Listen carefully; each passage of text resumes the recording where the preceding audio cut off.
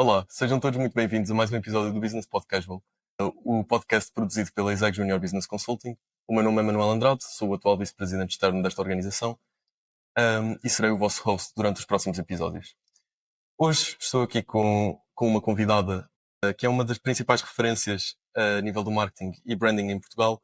É licenciada em Economia pelo ISEG e construiu um percurso sólido em grandes marcas nacionais e internacionais e conta hoje com uma vasta experiência em liderança, comunicação e gestão de marca. Ao longo da sua carreira passou por diferentes setores e assumiu funções de topo em áreas como marketing e estratégia, sendo atualmente uma voz influente na área, com marcas que se relacionam com os consumidores. Seja bem-vinda, Filipa. Não sei se me esqueci de alguma coisa. Não, é basicamente tudo. É verdade, eu licenciei-me aqui no ISEG em Economia e quando me licenciei queria verdadeiramente ser economista e acreditava que esse ia ser o meu futuro. O que é certo é que quando acabei a licenciatura acabei por ir para a área da banca e depois a partir daí foi um percurso muito divergente daquele que eu tinha inicialmente previsto. Eu fui gestora de produto, depois fui diretora de marketing, tive a área de consumidor, tive a área de B2B, ah, depois tivemos também o centro a cliente, também fui responsável pelo centro a cliente, e portanto foram 7 anos de um enriquecimento enorme, muito à volta de gestão de produto e de marketing, e foi nessa altura que eu percebi que realmente eu gostava muito de marcas, de marketing, de estratégia de marketing.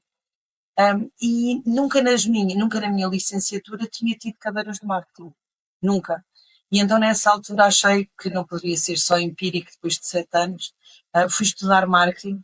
Fui estudar marketing na altura e também simultaneamente aconteceu uma mudança de emprego. Fui diretora de marketing da Nokia, depois saí da Nokia e acabei por entrar no retalho. Tive 11 anos no Lidl enquanto diretora de marketing.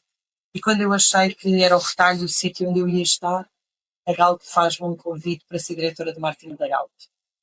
E eu não percebi nada de energia, licenciada em economia, já percebi algumas coisas de marketing, mas de energia nada. Eu pensei, então e por que não?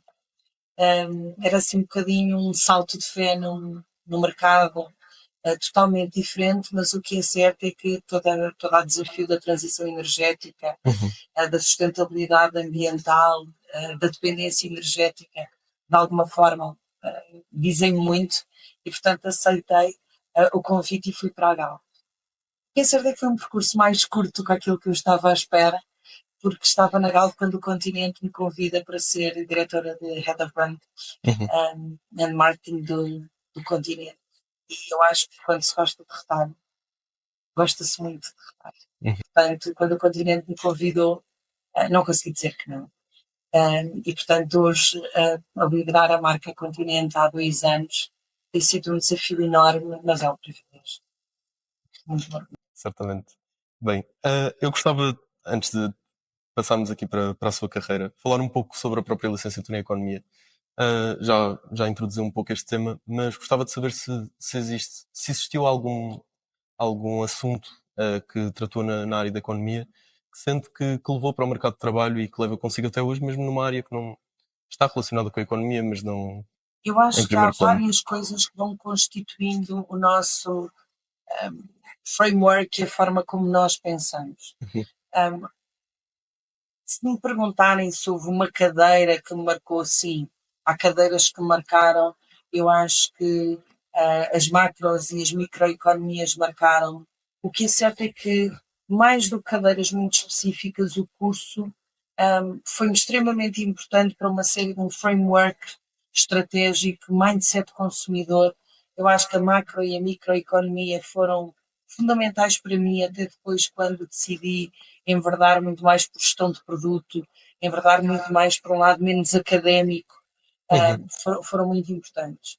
Agora, se me perguntarem, se calhar se a decisão à data de hoje seria outra vez economia ou se seria gestão, não sei exatamente. Sei que o ISEG, enquanto faculdade, foi exigente, mas ao mesmo tempo foram anos maravilhosos, é verdade, mas que me deixaram sempre. Eu acho que há uma coisa que eu digo muitas vezes e que parece muito óbvia, que é esta capacidade de pensar, esta capacidade de raciocinar e de olhar para as coisas com sentido crítico. E, portanto, acho que é isso que mais levo da licenciatura. Se depois às tantas aplico muito ou pouco, acho que Uhum. agora aplico mais. Até. Acho que Certo. agora, em todo um contexto estratégico, quando olhamos para as dimensões de mercado e percebemos qual é que é a evolução do mercado, como é que nós conseguimos ou não conseguimos isolar variáveis, Uhum. mas o que é certo é que é de facto em termos estratégicos, mesmo ou especialmente quando se está no marketing, porque o marketing tem um privilégio enorme, que é ter um pé dentro da empresa e tem um pé no negócio e depois tem um outro pé junto do consumidor. Então Uhum. nós trazemos e conjugamos muito para dentro da empresa o que é que são estas necessidades do consumidor. Como é que nós respondemos a estas necessidades do consumidor? Portanto, eu até acho, e agora Uhum. se puser em perspectiva, quanto mais estratégico e quanto mais de liderança foi o meu percurso, mais o meu curso me faz sentido e mais do que isso. Claro, claro, certo. E olhando para o seu percurso depois aqui de sair da faculdade do ISEG, e é muito gratificante saber que a experiência dos iseguianos continua a ser a mesma de há anos atrás. Continuamos com uma excelente visão da nossa faculdade. Gostava que, não sei se consegue identificar aqui duas ou três decisões. Trabalhou em várias marcas e em várias empresas e setores diferentes. Duas ou três decisões ou momentos que foram verdadeiros pontos de viragem em que decidiu realmente que o seu percurso estava a mudar. Eu acho que há aqui, sim, dois ou três importantes. Uhum. Um foi quando entrei para a gestão de produto e para a direção de marketing e assumi cargos de responsabilidade enquanto diretor de marketing.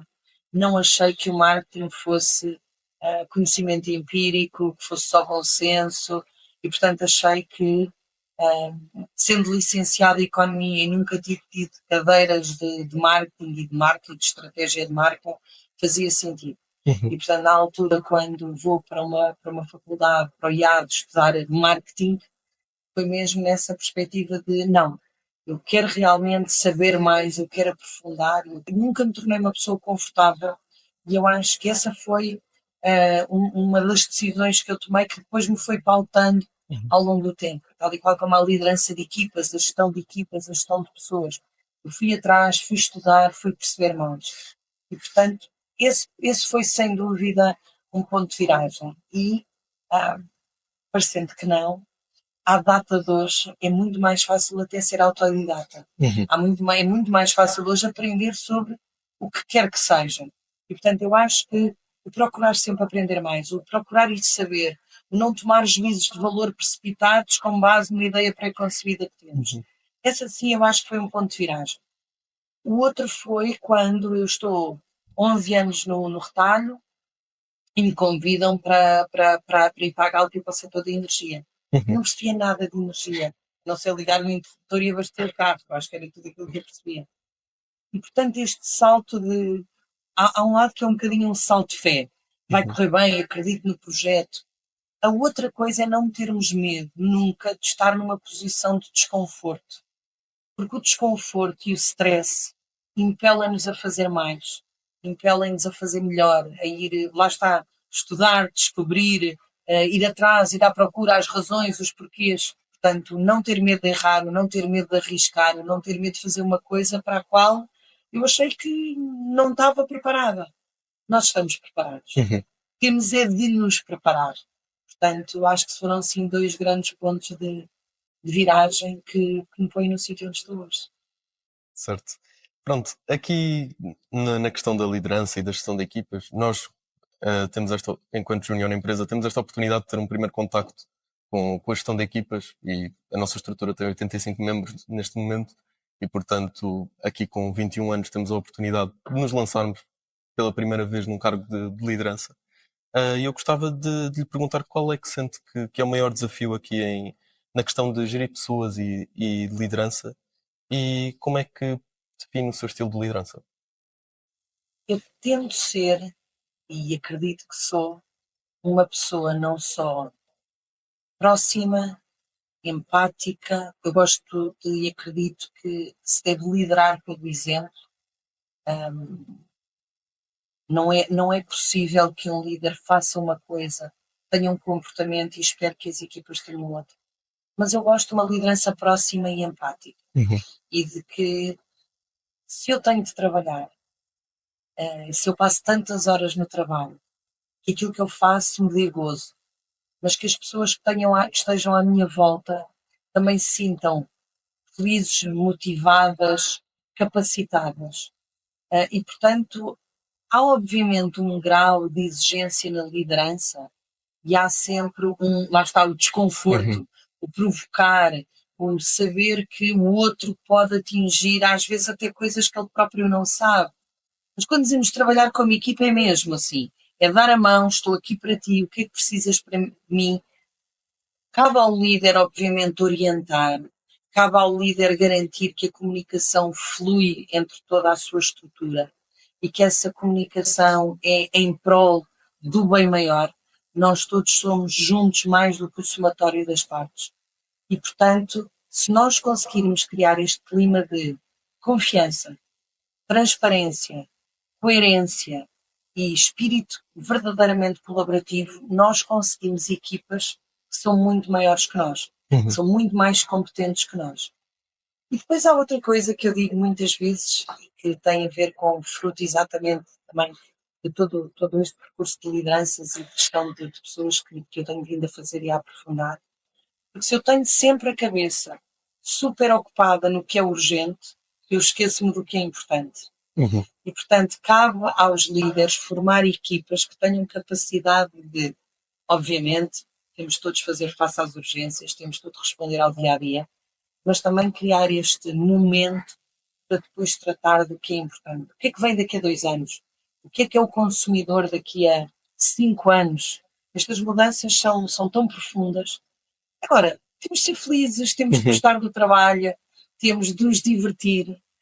E, portanto, eu acredito que líderes empáticos, próximos, exigentes e com este balanço, e também se diz muito agora o balanço e bem, de work-life balance. A vida não é só o trabalho, mas a vida também não é só as férias e o lazer. Portanto, nós temos de conjugar muito bem tudo isto. Saber ouvir as pessoas, Uhum. saber ouvir-nos uns aos outros, saber respeitar o nosso tempo e o nosso espaço. E, portanto, aí acredito que vamos ter equipas fortes, coesas e muito mais pragmáticas e muito mais capacitadas e proativas. Sem dúvida, sem dúvida. E qual é que é o segredo para conseguir liderar sob pressão? Então, a pressão deve ser vista em Uhum. duas frentes. Uma dose certa de pressão não é má. Uma dose certa de stress não é má. O stress impele-nos a fazer mais coisas num curto espaço de tempo. A pressão até mesmo do mercado, do cliente, obriga-nos a ir à procura de soluções que eu não pensei. A mente humana é muito feita para ficar numa zona de conforto. Nós somos comodistas por natureza. E, portanto, nós impelirmos a sair dessa zona de conforto pela pressão que temos é bom. Pressão desmedida, não quando ela me impede de tomar decisões, quando ela me angustia, quando ela me põe numa paralisia, não é bom. E, portanto, nessas alturas, eu acho que o mais importante é fazer uma dose de racionalidade. Porque muitas das vezes o problema não é assim tão grande Uhum. quanto nós o estamos a fazer. Muitas das vezes basta sair, ir beber um copo de água, voltar a olhar para a coisa com outra perspectiva. Agora, há também aqui, obviamente, um lado de experiência que me permite não ficar completamente um, numa situação altamente avassaladora, a não ser que seja mesmo muito, muito, muito grave. Portanto, na realidade, poucas coisas são de vida ou morte. Portanto, se nós conseguirmos também pôr esta calma, alguma tranquilidade, alguma serenidade, também passar isso para as equipas. Muitas vezes as equipas dizem, é demasiada coisa, não consigo fazer tudo ao mesmo tempo. Então vamos lá sentar-nos. Eu ajudo-te a priorizar, ou ajudo-te a ver formas de resolver. Mas às tantas, é mais Uhum. tranquilo. No fundo, é mais fácil do que parece. Uhum. Eu acho que faz parte do ser humano a criar aqui problemas e ver sempre uma tempestade num copo d'água E a nossa e... cabeça é travada, Sim, porque sim, nós sim, fazemos sempre. Então, se formos pessoas com mais tendência pessimista, ah, o sem dúvida. cenário é sempre a catástrofe. Claro. Agora, ah, há uma coisa que é importante: prepara-te para o pior e espera o melhor. Uhum, É importante estarmos preparados para todas as situações. É uhum, importante não levar as coisas com leviandade, não é? claro. Pronto, aqui numa vertente mais do marketing em si. Recentemente o Continente e a Fundação Galp desenvolveram um conjunto de iniciativas de vales solidários. E usando este projeto como exemplo, eu pedia-lhe se nos podia explicar como é que nasce e é estruturada uma iniciativa deste tipo e de que forma é que o marketing é fundamental para comunicar esta mensagem e garantir que ela chega clara e eficaz aos públicos certos e a quem é que chega. Esta campanha e esta iniciativa, eu acho que é um bom exemplo de que juntos, realmente, há bocadinho eu dizia que o todo é maior que o somatório das partes. Este é um exemplo claro desses. O que é certo é que o continente, e enquanto líder de mercado, tem muito subjacente no seu DNA esta responsabilidade de ajudar o próximo, ajudar as comunidades onde está inseridas. E, portanto, a Missão Continente, que faz parte do nosso projeto de marca e de marketing, a Missão Continente está muito habituada, e é aquilo que faz todos os dias, que é ajudar quem mais precisa. E, portanto, quando isto acontece, a Missão Continente percebeu logo que tinha de agir e de se pôr em campo o mais rapidamente possível, porque o país precisava de nós. E a Galp é nosso parceiro há mais de 20 anos, em ações cruzadas para benefício dos nossos clientes comuns. Uhum, E, portanto, quando nós temos parceiros que acreditam, tanto ou mais do que nós, nesta proximidade, o que acontece é um telefonema e dizer vamos fazer qualquer coisa, vamos. E, portanto, quando nós nos desafiamos e desafiamos a Galp, o que é certo é que os vales foram uma forma que nós sabemos que chega a quem precisa. E depois temos o privilégio de trabalhar com uma empresa onde o marketing está de mãos dadas com todos os departamentos. Portanto, quer com a área comercial, quer com a área das operações, quer com as lojas.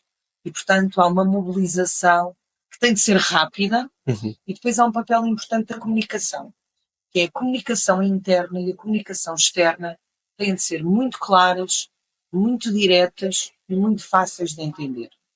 Portanto, estamos a ajudar a população, por cada euro que invista, nós duplicamos e pomos mais um euro, decorre de X a X e no final do período dizemos quanto é que angariamos e o que é que vamos fazer com este dinheiro. E, portanto, a comunicação neste aspecto tem de ser muito rápida, porque nós tínhamos de ajudar e tínhamos de ser capazes de chegar às populações já. Tem de ser muito direta, porque não pode deixar margem para dúvidas, para subinterpretações. E depois tem de ser muito sinérgica, que é, quer nós, quer a Galp neste caso, todos nos mobilizamos em prol de uma mensagem comum. Obviamente que ser uma marca como a Missão Continente, o Continente, a Fundação Galp, ajudam muito pela credibilidade. E, portanto, há uma mobilização interna, externa do país. E o que é certo é que Portugal é muito solidário. uhum. E em momentos de aflição juntamos tudo. Ainda Sem bem dúvida. que ainda existem Sem dúvida. pessoas boas pelo mundo e ter esse feedback por parte aqui de uma pessoa pronto, que trabalhou diretamente com esse lado das pessoas é muito. Uhum, É muito gratificante sabermos que podemos contribuir, quer todos os dias, pelas toneladas de excedentes alimentares que doamos por todo o país. Portanto, é verdade que a Missão Continente e que o Continente tem uma ajuda muito pragmática no dia a dia, de ajudar quem tem fome, quem tem precisa, quem mais precisa, mas também este lado que é uhum, o ensinar a pescar. uhum, E isso é muito importante e é muito gratificante. uhum. Pronto, e a comunicação destas campanhas é sempre muito importante e conseguir adaptar sempre ao longo dos anos. Eu gostava de lhe perguntar se sente que o público, o consumidor no geral, tem mudado e se os seus hábitos e a forma como recebe estas campanhas também mudou e se adaptou ao longo dos anos. consumidor tem mudado muito ao longo dos anos. É cada vez mais um consumidor mais bem informado. Uhum. É cada vez mais um consumidor que sabe o que quer ou que sabe o que não quer, mas é cada vez mais um consumidor pressionado. Ou porque tem o telemóvel, ou porque tem a televisão, ou porque ligaram o rádio, ou porque ouviram um podcast, ou porque viram um outdoor. Portanto, há uma avalanche de comunicação na nossa vida que cada vez mais se fala na questão da economia da atenção, que é onde é que eu vou realmente captar a atenção daquele consumidor, em que meio e com que linguagem. Porque à data de hoje, mesmo que eu seja um consumidor multiscreen, eu não ouço da mesma maneira um podcast como ouço um anúncio de rádio. Eu quero que eles tenham missões totalmente distintas. E, portanto, cabe às marcas terem uma comunicação inteligente, não só de legitimidade daquilo que vão dizer, mas também como vão dizer. Porque a linguagem que eu tenho nos diferentes meios, ela não pode ser igual. E, portanto, é muito mais complexo ser diretor de marketing ou fazer uma campanha à data de hoje do que era há 10 anos atrás. Um plano de meios à data de hoje é realmente científico. Nós olhamos para insights de consumidor, para formas de comportamento, para análises demográficas, etárias, portanto, já não temos aqueles ABCD 2554 e põe anúncios na televisão. Portanto, há ciência por trás de uma boa campanha. Há, obviamente, todos nós gostamos de boas histórias, de boa criatividade, mas cada vez mais, e se há 20 anos atrás nós nos queixávamos de não ter dados, de não ter informação para tomar decisões, nós à data de hoje temos muita informação. A questão é também saber usá-la, porque senão lá está, ficamos afogados em dados e análises e que não saímos dali. É importante saber ler dados, usar os dados e depois perceber como é que eu tiro estes dados em prol da minha marca. Eu dou-vos um exemplo. Nós fizemos, no início deste ano, e porque não havia dados, um estudo sobre literacia alimentar. Foi o primeiro estudo sobre literacia alimentar na população adulta em Portugal que não existia.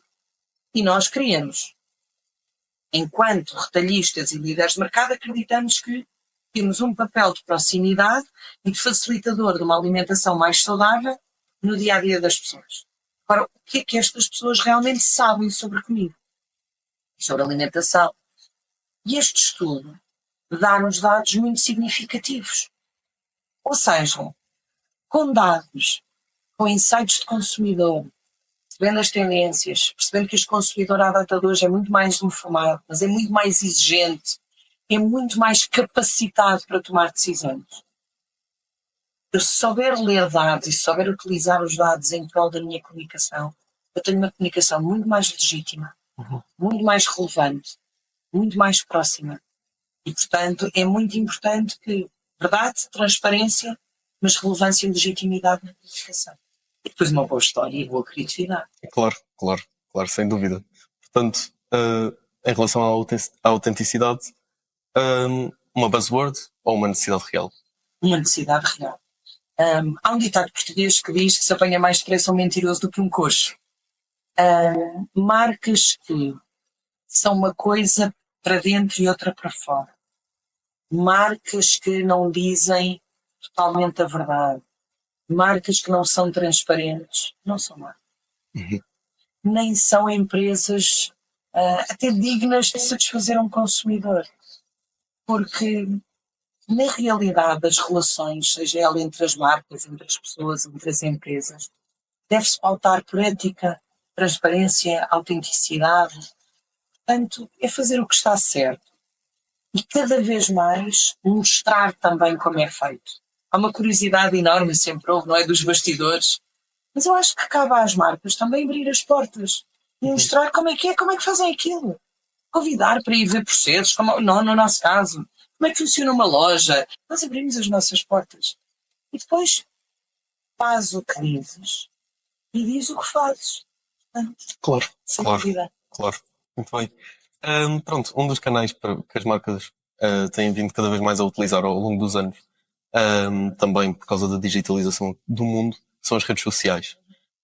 E eu gostava de saber, pronto, as marcas acabam por abordar vários temas, sejam sociais ou culturais, até onde acha que uma marca deve ir? O Continente é líder de mercado e é também líder em termos de social media em Portugal. Portanto, as marcas devem se saber adaptar e devem ser, ao mesmo tempo, mutáveis da forma como comunicam sem nunca perder a sua essência. A coerência da marca, aquilo que ela quer dizer, deve-se manter, porque é o DNA da marca e as mensagens que ela quer passar. A forma como conversa é que deve ser diferente. Acho que também nunca devemos passar, obviamente, limites culturais, limites éticos, limites de educação. Portanto, há uma série de um baseline que tem de se manter. E a outra questão, que era aquilo que falávamos há bocadinho, da autenticidade, da transparência, mas também da verdade e da legitimidade daquilo que eu digo. Eu nunca posso dizer uma meia-verdade. Eu nunca posso tentar encobrir uma coisa. Lá está, como falávamos há bocadinho dos votos solidários ou de uma campanha solidária. Tem de ser factual, tem de ser simples, tem de ser fácil de entender. Letras pequeninas ou aquelas bulas dos medicamentos não é bom para uma marca. Claro. Não é bom para uma marca. Pronto. E olhando aqui para o futuro, e que competências é que sente que os profissionais do marketing precisam de desenvolver urgentemente e aplicar no seu dia a dia? Mas não são só os profissionais de marketing. São todos os profissionais. Eu acho que há 3 coisas. Uma delas é um sentido de excelência. E para ser um bom profissional, tenho de me pautar, não só por ser uma boa pessoa, mas isso é fundamental, mas pelo um sentido de excelência. E, portanto, se eu estiver sempre com este mindset de excelência, é extremamente importante. A outra questão é o sentido crítico. Olhar para aquilo que eu faço e para aquilo que me rodeia com sentido crítico. Não ter nunca a veleidade de criar juízos de valor gratuitos. Eu preciso estar informado. Eu preciso de ter dados, ter informação para criar a minha opinião. Para não ser só porque eu estou no de sol e tomo opiniões com base em achismos. Não, temos de estar informados, muito bem informados, mas que utilizemos esta informação com sentido crítico. E sentido crítico construtivo. Sentido crítico que seja utilizado em prol de uma coisa melhor, de um bem maior, de um trabalho mais bem feito. Agora, esta coisa do foi feito sempre assim, vamos fazer assim, ou será que não há outra forma de fazer, ou será que este ângulo é o melhor ângulo para eu resolver este desafio?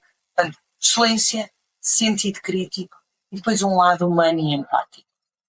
E, portanto, se nós somos pessoas empáticas, colaborativas, boas pessoas, é impossível que não sejamos bons profissionais.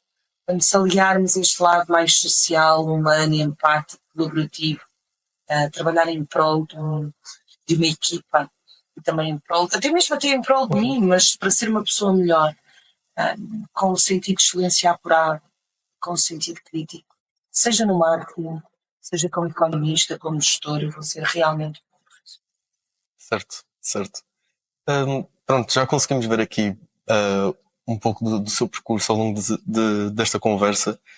E eu gostava de lhe perguntar o que é que a continua a motivar depois de tantos anos de carreira e de tantos anos de atividade? 2 coisas. As equipas, uma equipa e desenvolver equipas e desenvolver pessoas e trabalhar com pessoas é para mim muito gratificante porque eu aprendo imenso todos os dias. Eu aprendo todos os dias com a minha equipa, com os meus colegas, com as pessoas do mercado e, portanto, isso é uma coisa que nunca se esgota. O aprender e estar com os outros, aprender coisas novas. Portanto, eu acho que se puder trabalhar até aos 100 anos. A outra coisa é o consumidor e é este mundo onde nós vivemos hoje. Eu acho que nunca foi tão interessante poder trabalhar em prol de uma marca ou de um consumidor como é a data de hoje. Portanto, aquilo que eu faço à data de hoje é totalmente diferente do que eu fazia há 3 anos atrás. E os próximos 3 anos ou os próximos 5 anos vão ser avassaladores de novidades, melhorias, rapidez. aceleração.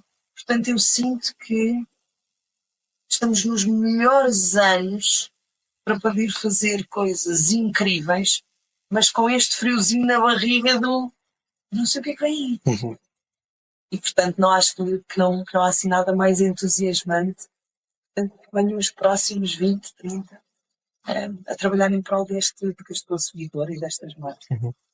Mas também em prol de aprender mais, de ganhar com as pessoas que me rodeiam. É muito gratificante. Muito bom, espero que quando chegar ao seu patamar de carreira também ter essa perspectiva do mundo e no mundo em que nós vivemos, que é muito difícil pronto, ter uma boa perspectiva do futuro cada vez mais. É muito bom ver que continua, que tem uma perspectiva otimista do que nos espera. Tenho uma perspectiva super otimista. Acho que também nos cabe a nós como é que vemos a vida. E qual é que é o lado que eu escolho para ver a vida.